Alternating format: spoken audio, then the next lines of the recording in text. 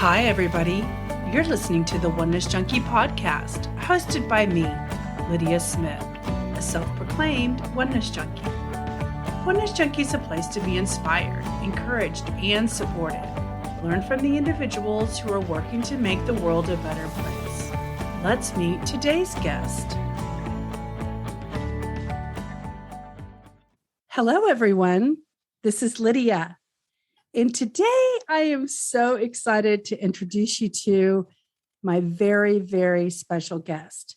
I'm sitting here with Howard Caesar. Hi, Howard. Hey, hi, Lydia. Good to be with you. Looking forward to our time. Me too. Thank you so much for taking the time to talk with me today on the Oneness Junkie podcast. So I like to share with the audience how I know my guest or whether I don't know my guest at all. So in this case, it's extra special. So Howard has been or was the Reverend Howard Caesar of originally the Unity Church of Christianity, and then it turned into Unity of Houston for over 40 years. I believe we were talking 41 years, correct? Yeah, although I spent 7 years in a first ministry and 34 in Houston. Okay, that's right. That's right. I apologize. I did know that. Wasn't thinking. So I started to go to Unity of Houston around 1997, 96, 97. So I did the math about 18 years ago, or I went for, actually it was more than 18 years ago, but I went solidly for a solid 18 years. I am still a member of Unity of Houston. And I really wanted to have Howard here today to honor the leadership that he provided in all of those years as the minister to create a space that I could go to weekly that would teach, love, and inspire me to be all that I was created to be, that would teach me about unity, love, and oneness. And actually, every week I was reminded that life was meant to be good. It's one of my trademarks. Yes, that's a trademark statement from Howard Caesar. So nobody can use it. Just kidding. We're coming after you. No, just kidding. No, but it was actually, I really am honoring this because it was beautiful I want to just mention to the audience that I grew up Baptist, and we all kind of know that, it's a little bit different religious experience to be raised in a place where, so many things are not okay. And there's just so many rules and restrictions. And then, I was growing as an individual at 4 years old and just found unity and found a home. And I just know that a lot of the congregants that I met also said that when they got to Unity, they felt like they had finally gotten to a spiritual center that just felt like home. And that's something that I really loved and honor about the spiritual center that Unity is. And I think it's a great place for people to go to feel at home with their spiritual journey. Right. Right. And so thank you for, what a dedication really to be dedicated for, 34 years in one job. I've never stayed at a job for 31 years. Well, it wasn't easy. Yes, exactly. And we know downs. that. And we know that. And you know what? We all have our life purposes that teach us our evolutionary experience, and that happened to be yours, right? Right. To teach you what you needed to know to grow. And we're all human. So, we all express our times and talents in different ways. And you were a great orator, someone who could teach us what we needed to know, that we were created in the image and likeness of God, and that God can live through us, and we can be expressions of God. And, can you tell I've had 18 years of your teachings? Well, you learned well. You're sharing very well what we taught. Exactly. So. I feel like I'm channeling you or something. Yes. Anyway, so the audience knows how I know you, and I do want to mention that for 8 years, from 2007 to 2015, I had the privilege of working part-time at Unity and being a part of the great community and helping you spread the message of unity, love, and oneness from using my marketing experience and talents. And so that was, thank you.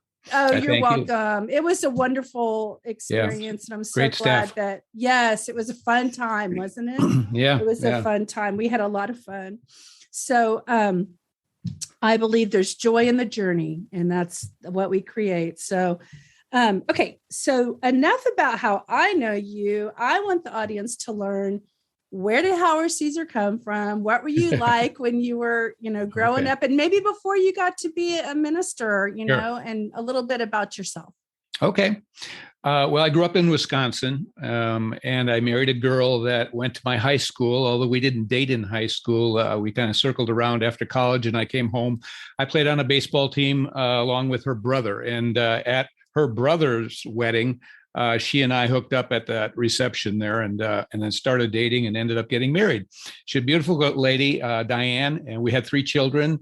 We have 2 daughters and a son, and they're all grown up, of course. And we have 3 grandchildren now, and just love our family and are very grateful for those that are in the children and grandchildren and all of that.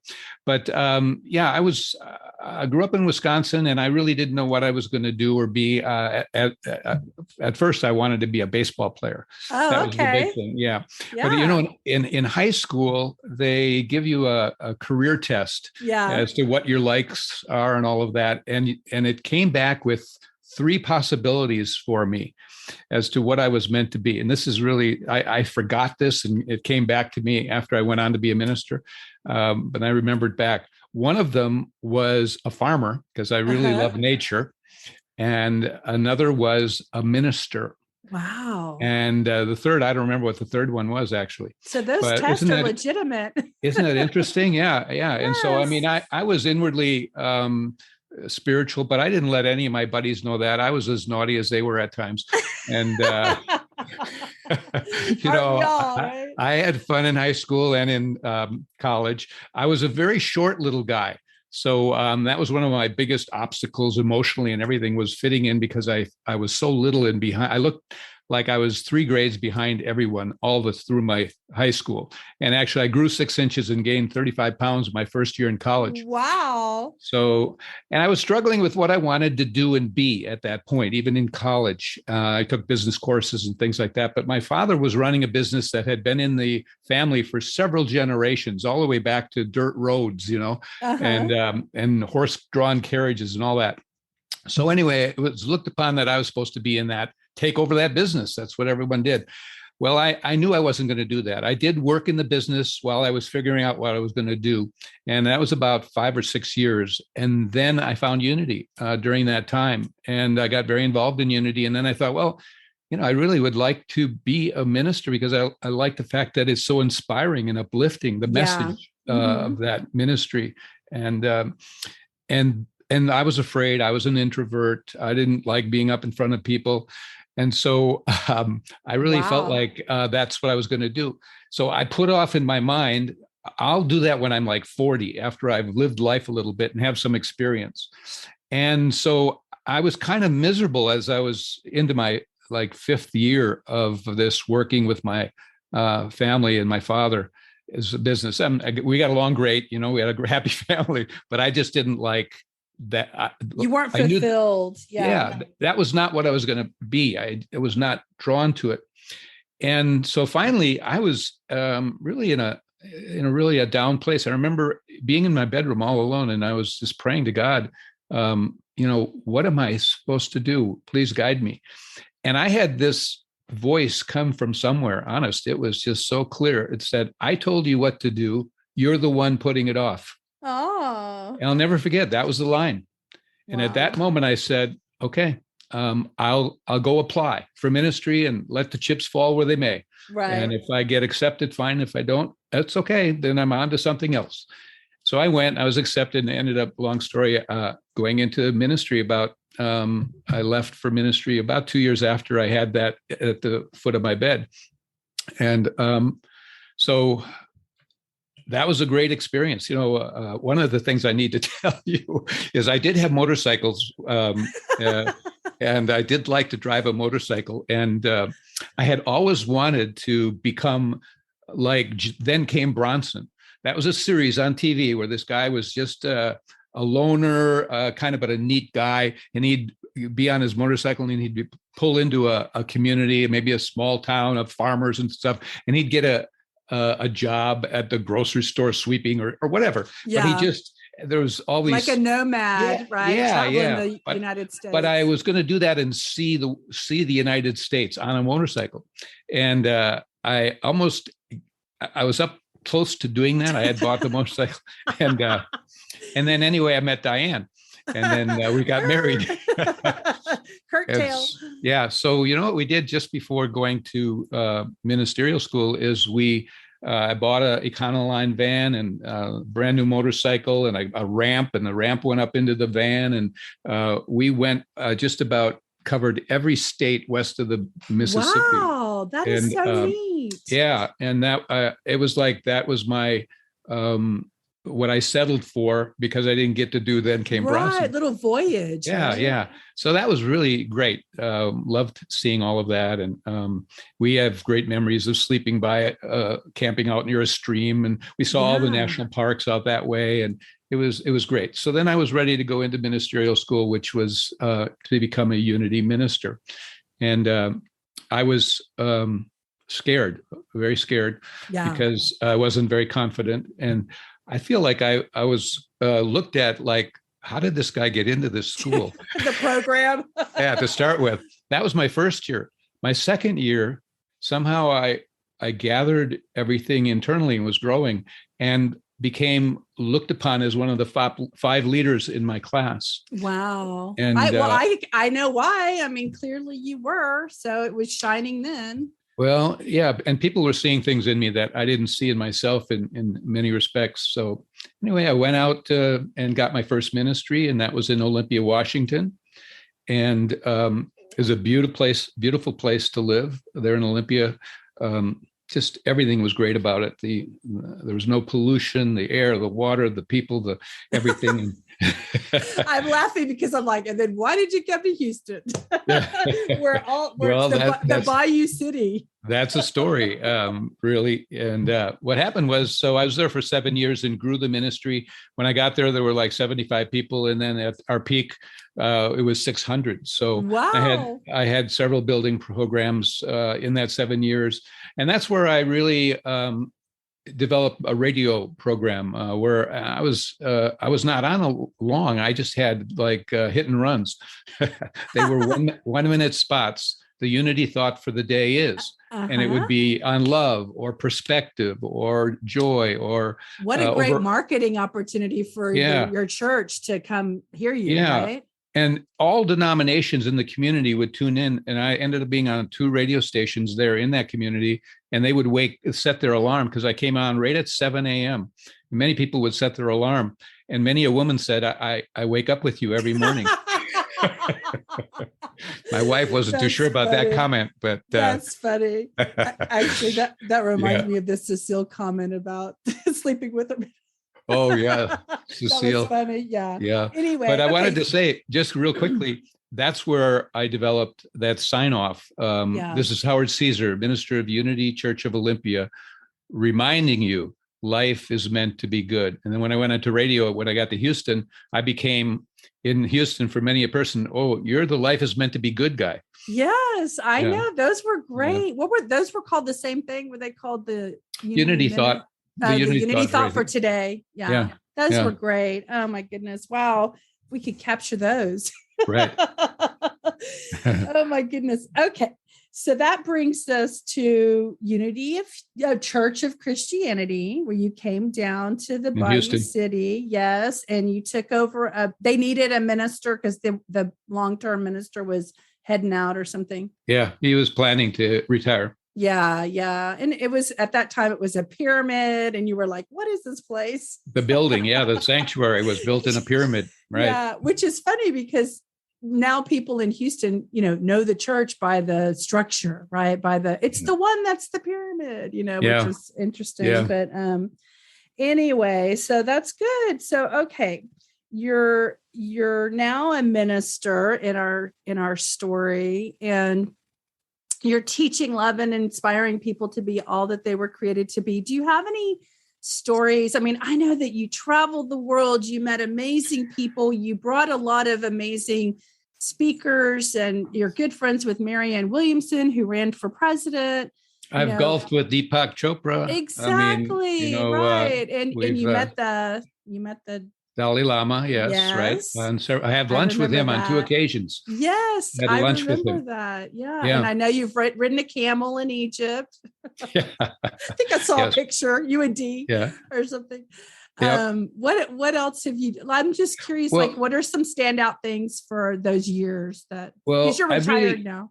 Yeah. I really enjoyed also serving on various boards, and I was on numerous committees and boards back at Unity World headquarters, and actually was president of Unity Worldwide, the whole movement that. for what was it, for 2 terms. I was on the board for 7 years and president for 2 years.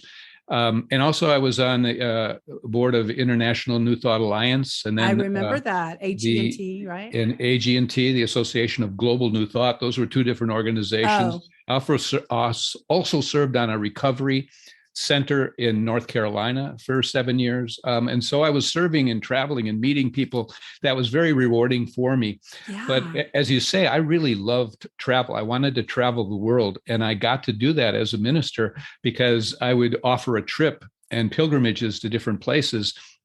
And some of them were cruises. And later on, my final 10 years in ministry, it were more land, cruises. It wasn't necessarily on a ship or anything. But I got to see, like sacred China, places, France, Italy, Germany, Anchorage several times, all through the Caribbean, probably all Greece, through the Mediterranean. Too. Did you go to Greece?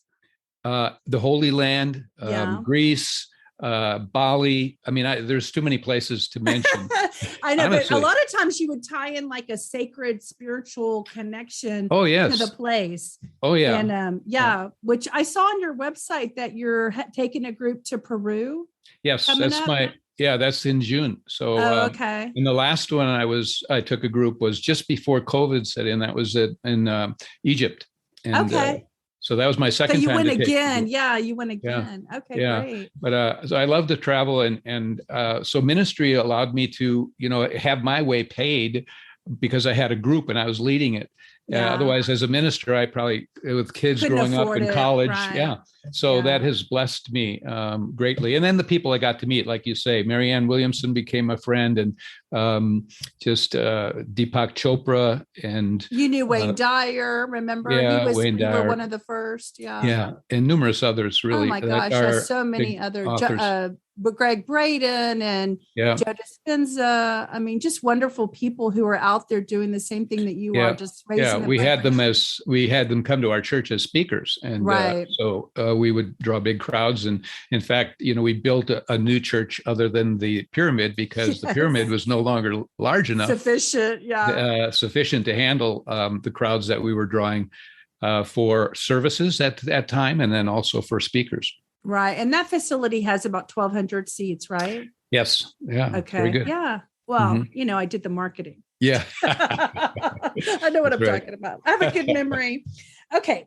So I mentioned in my beginning that by going to the organization that you led, you taught me about oneness. I learned early because the saying was unity, love, and oneness. But then you really got oneness became more of a mainstream conversation, like in the later middle 2000s, right? And then you got drawn to or introduced to the more oneness steeped, conversation and practice. So let's talk about.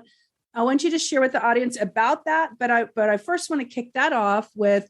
What does oneness mean for you so that the audience can conceptualize what really is oneness at the level that they can be a part of it too? Well, oneness for me is basically a state of consciousness of being one with all that is. That means you're one with everyone and everything, that really it's all God. and there's only one force, and there's only one life and intelligence, and it's in everything. And life is about relationship, and therefore your relationship is to be with God. And then with God is yourself. If you have a deep relationship with yourself, in a sense, you are a dimension of and part of an expression of God. And so is all of creation. And so, oneness with God, with yourself, with others, we're all one family, or that's the reality. That's the truth of what oneness is.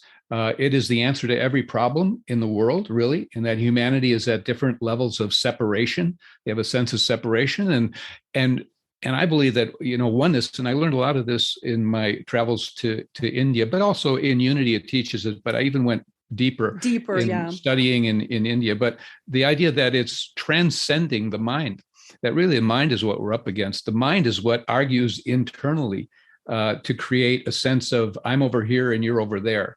We're really two, and it doesn't have this sense of the reality that we're really all one.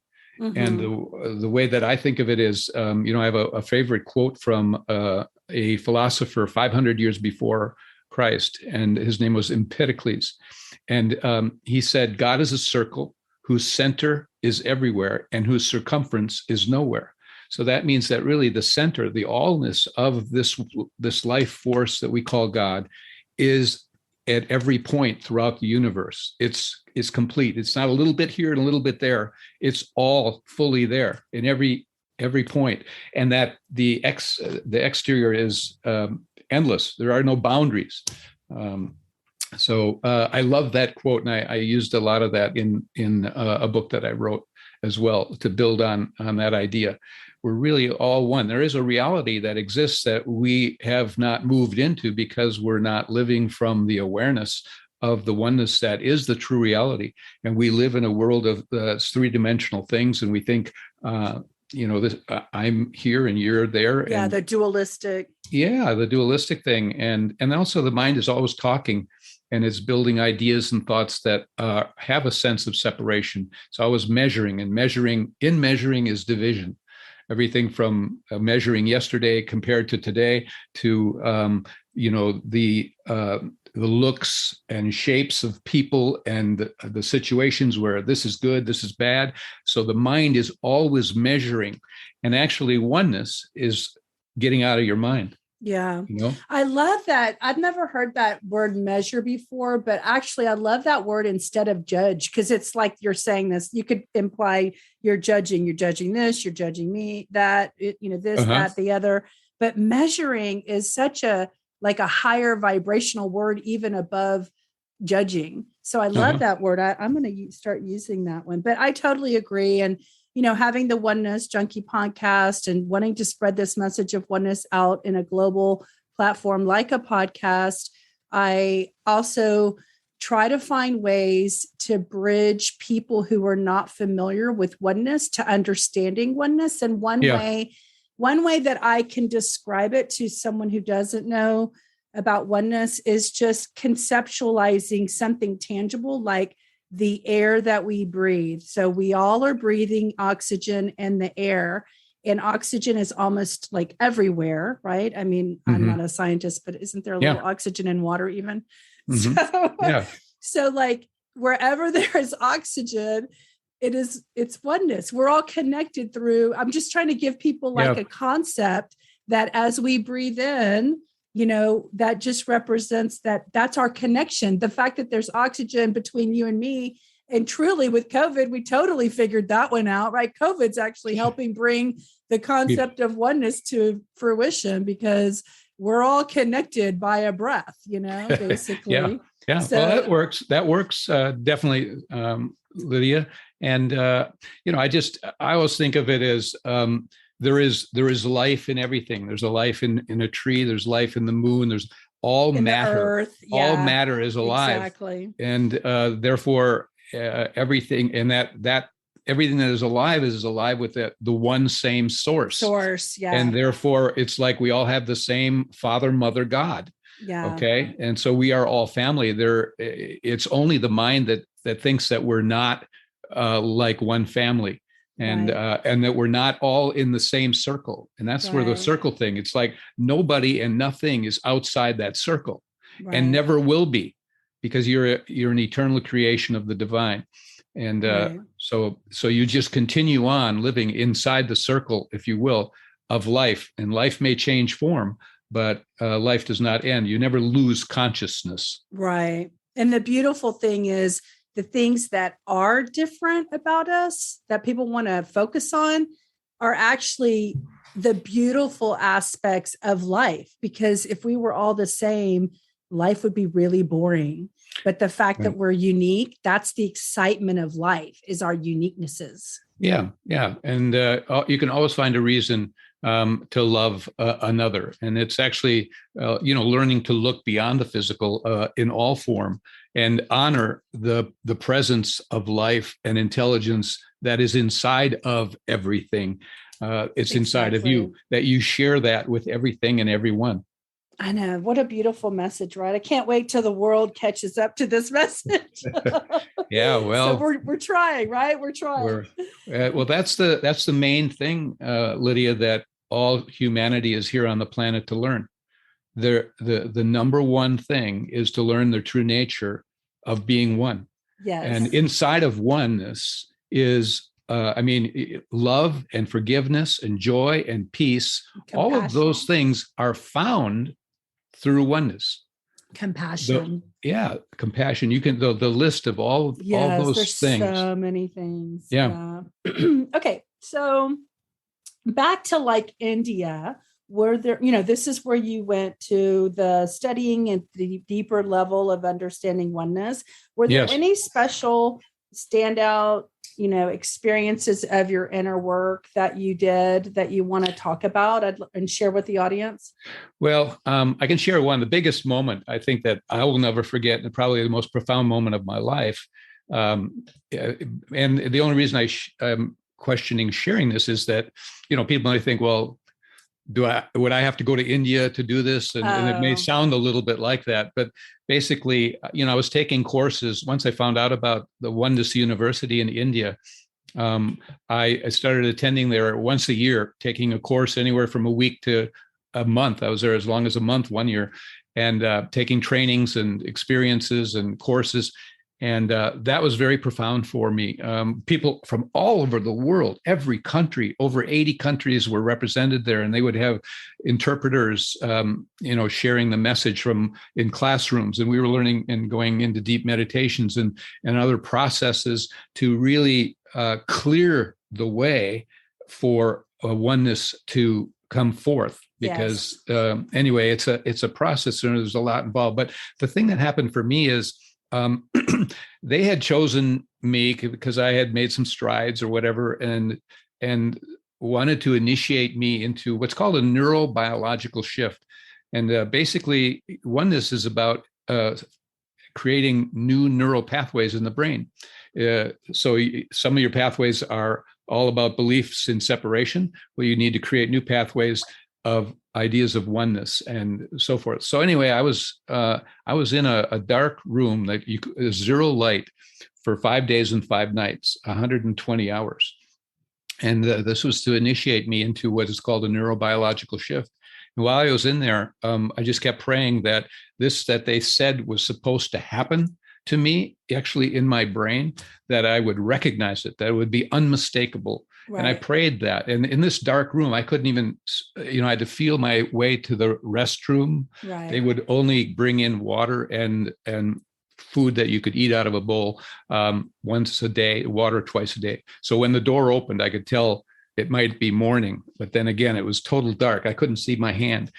Anyway, at one point in that, like the third day, and I would pray, they had a little place where I could pray an altar, and everything, I had to feel my way.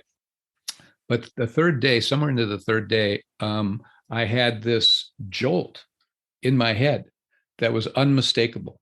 And I sat up, and I was just so happy because I felt like I had actually experienced something I'd never felt with boom. It didn't hurt. It was just like an air gun or something from every direction. Anyway, I got a second jolt, as if to say, well, you asked it to be unmistakable. And so that was a very profound mystical kind of experience that I had never had before in my life. And it also set me into a particular frequency and vibration that I had never been in, where I felt incredibly connected. And as long as I maintained a series of disciplines, I maintained that for a period of time. But like everything else, it began to dwindle as I was brought back into the world of separation. Right. I didn't fall as far back, but it was a profound experience for me. And the interesting thing is when talking about transcending the mind, well, the mind uses up energy because it creates conflicts. Will I be loved? Will I be accepted? I'm not good enough. All of this stuff that's going on within the emotional of a person, those thoughts actually pull energy from you. And so if you can quiet the mind, you actually conserve energy. You have more joy, more peace, more love, more energy. Well, being in the dark for 5 days, I had nothing to focus on. It was just black. And therefore that energy was growing, because the only thing I had was memory, which you basically try to move beyond because you want to live in the moment. Yeah, get it unattached from things, right? Oneness is found in the moment, and it's found in the heart instead of the head, the intellect. And yes, we need our mind for certain things, whether we're creating something or planning something, but basically we need to stay out of the past. And the way that you quiet the mind is to learn to watch it, to become an observer, to become a witness. And the more you witness your mind and watch it, the more it begins to quiet down, lose its power, and become weaker. So anything you become more conscious of, you take away some of its force and energy. If you're unconscious of things, you can unconsciously get irate, upset, all kinds of things, because that thought is a dominant neural pathway, actually, that usually goes there. So I just, for every individual who's just wanting more oneness, it's a matter of simply being willing and saying, I would like to become more one. And there are steps that you can take, any person, to move in that direction, because that's really what we're here in this life to learn. Is actually, I agree. That's it, because that's where love is. Love and oneness are actually synonymous.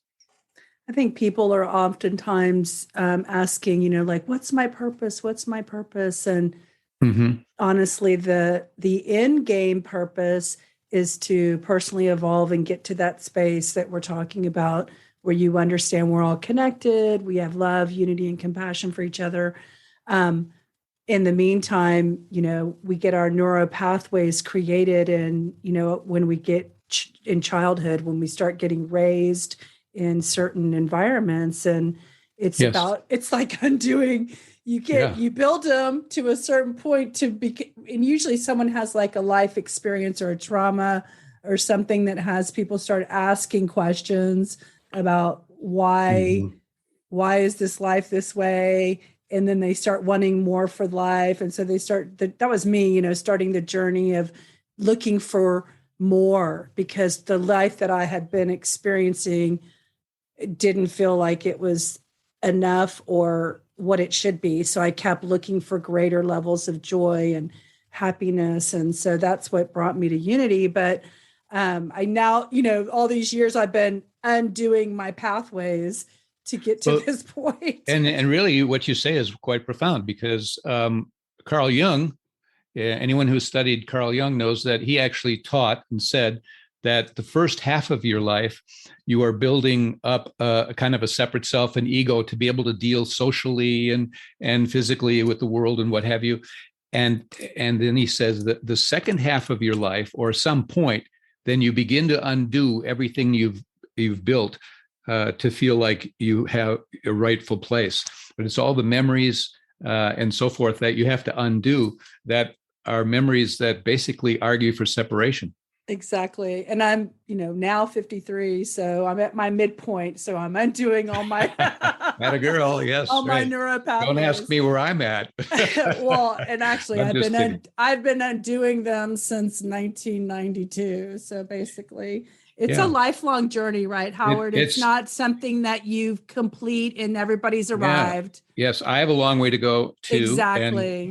it's a gradual thing. But I'm thankful for the strides that I've made, the things that I've learned, Exactly. and you're able to witness or observe yourself more often as you progress in this process. Absolutely. The other Mhm. thing that I like to tell people is that you experience more moments of joy and peace. Like the more that you do to heal yourself and to clear, like you were saying, like to clear your energy and the neural pathways that are the programs that keep you separate, the more it, even if you don't get to where you think you should be, you're always going to be better off than where you were.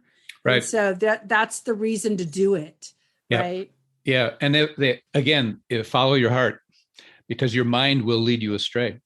Yeah, we all know Yeah. that. We experience life not through our mind. I mean, did you ever experience a sandwich in your mind? No, it's in your senses. And so even in India, they have something called mukti, and mukti is basically liberation of the senses. It's freeing the senses of the tendency for the mind to get in the way. Uh-huh. And in other words, like if you're eating at a meal and you're not tasting your food because you're thinking about the project you have tomorrow. Mm-hmm. And so if you can clear the mind and be in the moment to experience, that's what life is. You're not even living if you're not experiencing the moment. Right. It's so important. And I think this Mm-hmm. message is so important because we all get wrapped up in the what we should be doing in life, where we should be, how far along how much money we should have in the bank, Yeah, what position in our company we should be at by it's all this time. measurements, all measurements. Yeah, it is. And yeah. So okay, so with all of that you had kind of studied and learned, I know because I worked with you, like we were all really encouraging you to write a book one day, and you were like, "Yeah, one day, one day." Well, finally, the one day has come, and several years ago, you released your book. So Mm-hmm. tell us the title and tell us about the book and like why you wrote it and what was your intention and message from the book. Yeah. Well, again, the title of the book is One Plus One is One. And it's the idea that you added to anything. I don't care in any creation, any form, anything that God has created, you and that really are one.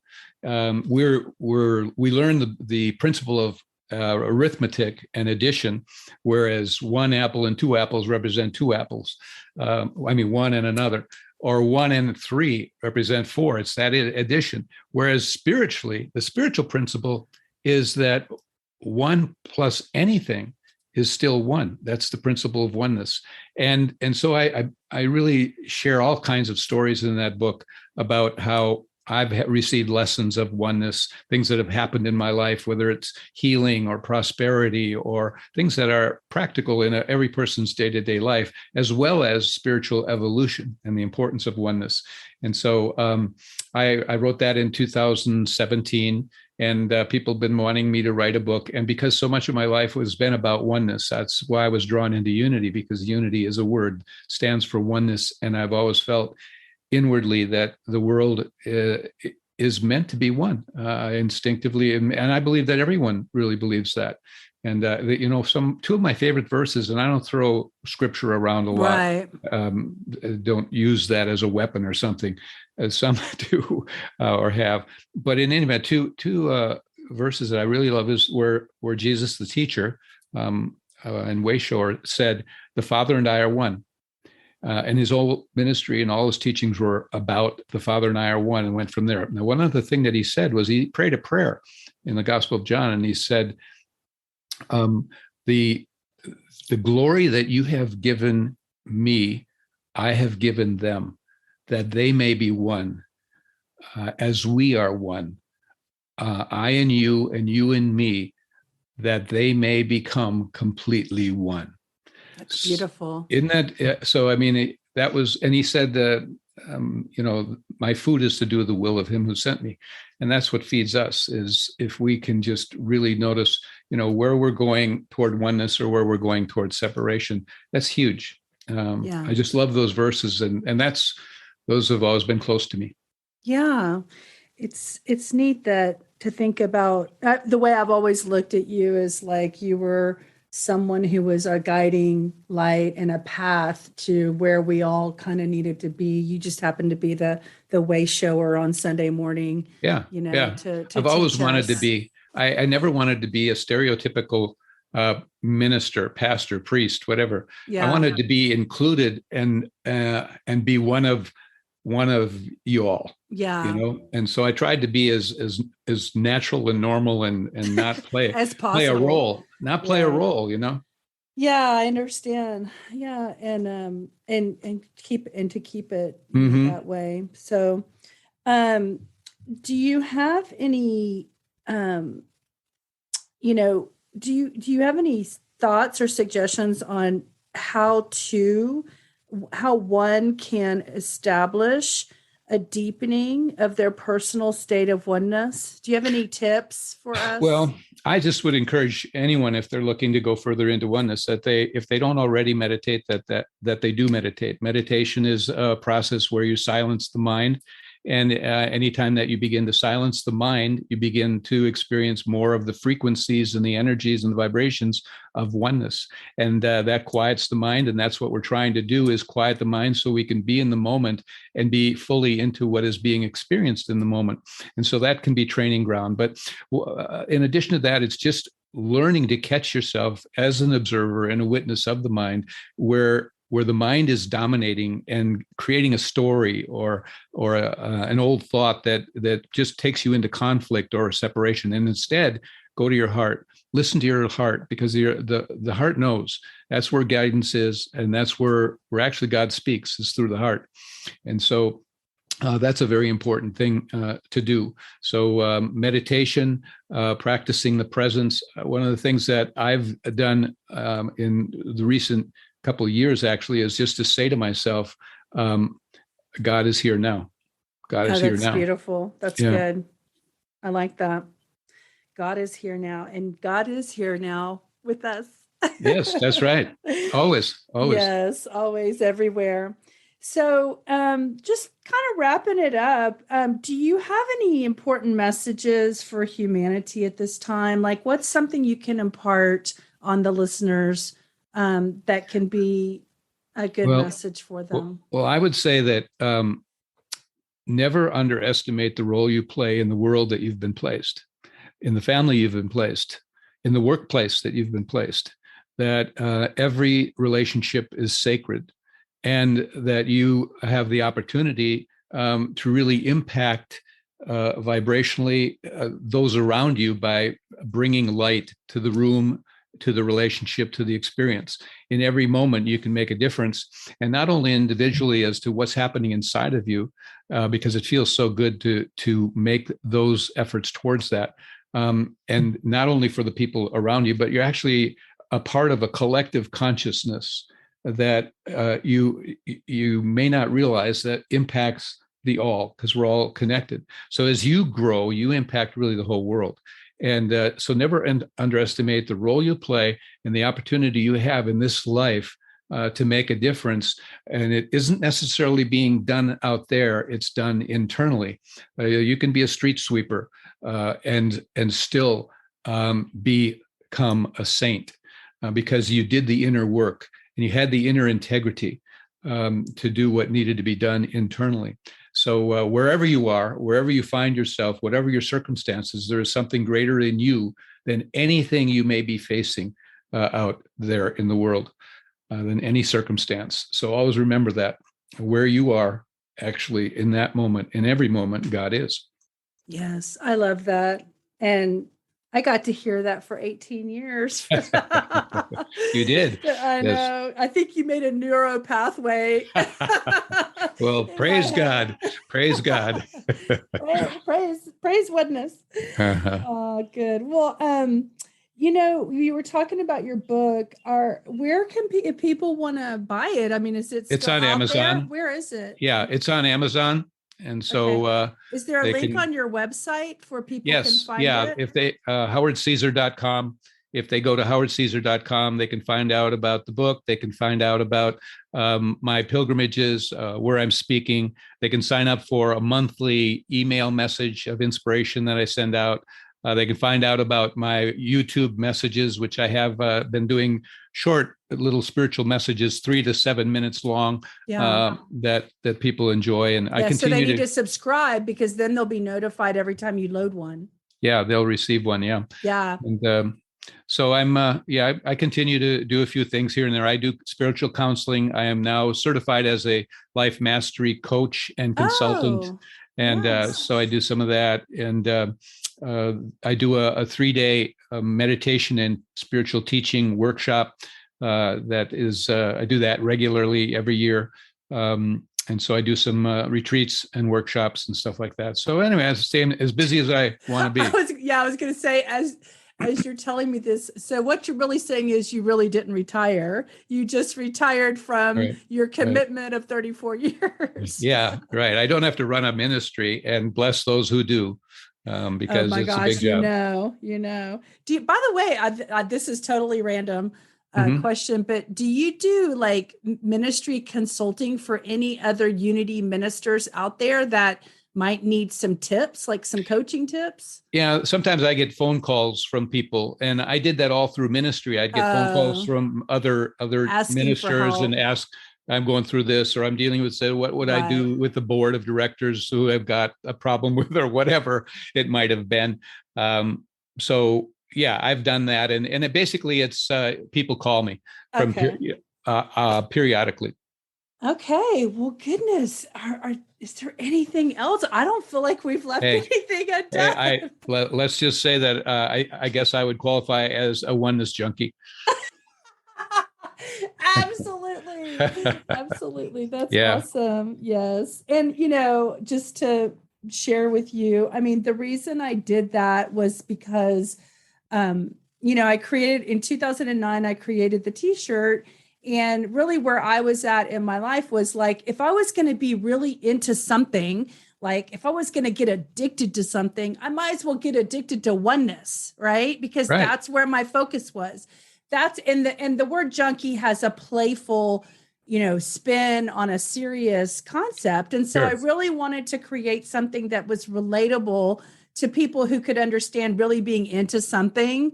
Well, if I'm going to be addicted to something, it might as well be Sure. oneness. But then because of you, I created a shirt that just said junkie. I mean, that just said oneness. It didn't have Uh-huh. the word junkie on it. Sure. And then I know you wore that one.